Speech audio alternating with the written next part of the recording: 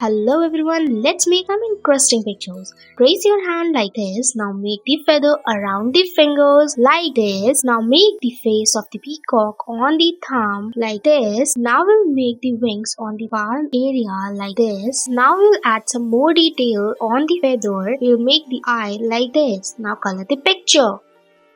Now let's make a ground and we'll make some random shapes like this. We'll make the door, we'll add the window, and now we are making a little chimney and the smoke coming out of it. Let's make the fence. The house is ready. Yes, it is a shape of carrot.